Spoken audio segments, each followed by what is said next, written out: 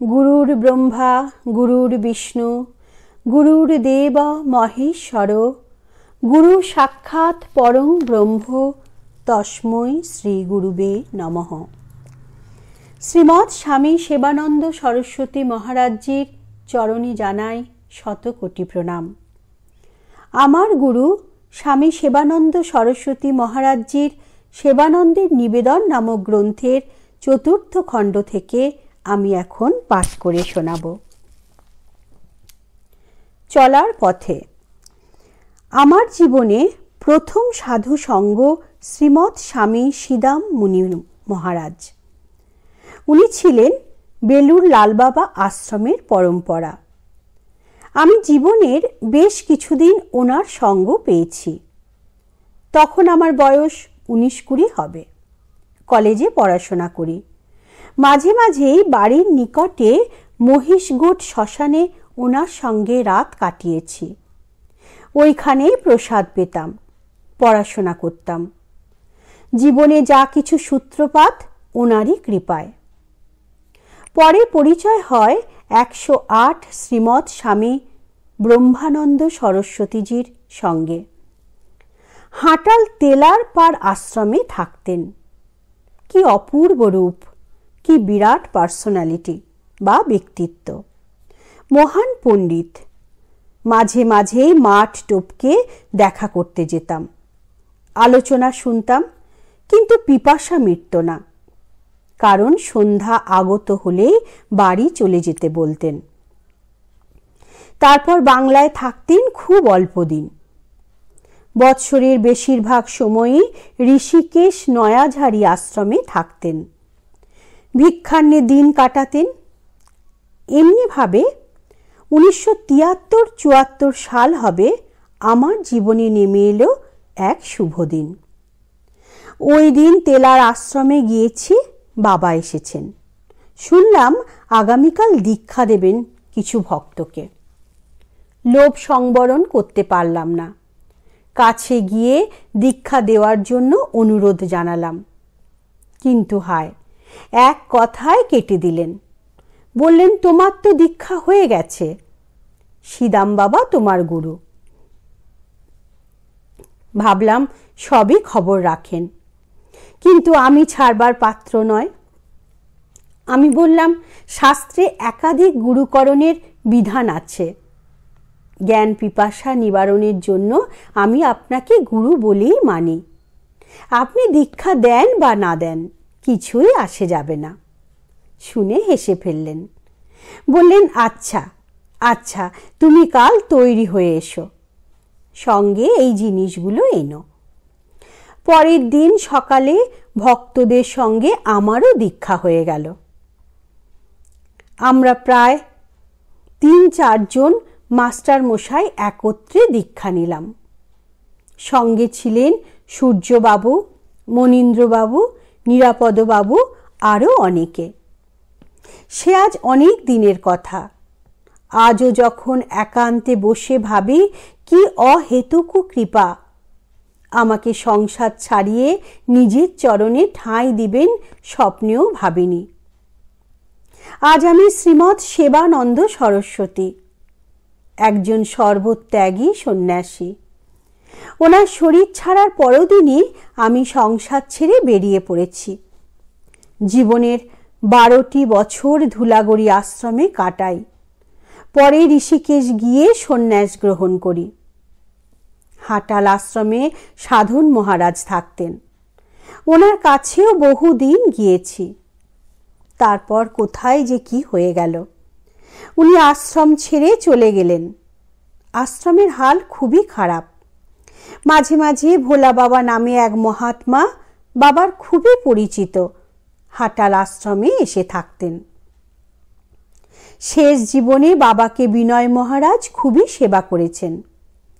বাবার শরীর চলে গেলে পর উনি সন্ন্যাস গ্রহণ করেন। নাম হয় শ্রীমৎ স্বামী বিশুদ্ধানন্দ সরস্বতী। আজও অক্লান্ত পরিশ্রম ও সেবা দিয়ে আশ্রমটিকে রক্ষা করেছেন।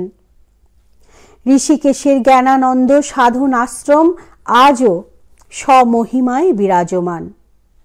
প্রতিদিন প্রাতে ও রাতে পূজা পাঠ, সাধু সেবা, ভক্ত সেবা আজ আশ্রমের ব্রত।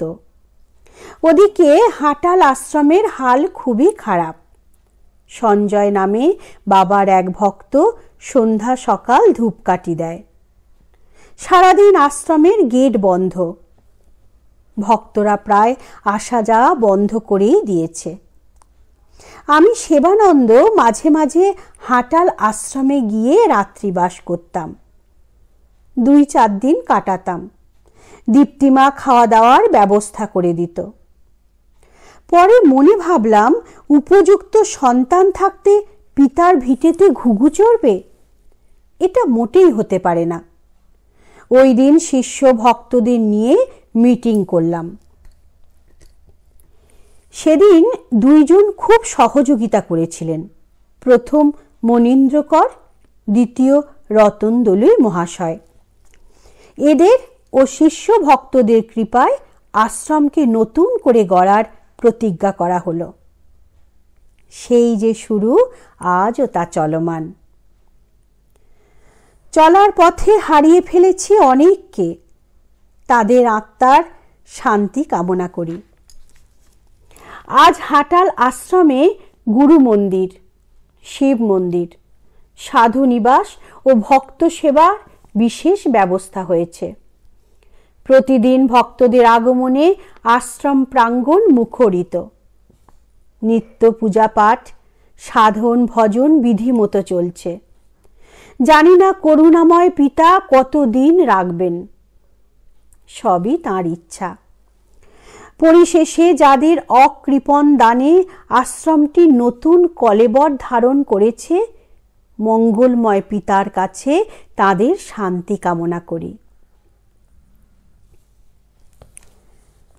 শাস্ত্রে লেখা আছে, ত্যাগাৎ শান্তি অনন্তরম। ত্যাগ সম্বন্ধে আমাদের কারো সম্যক ধারণা নাই।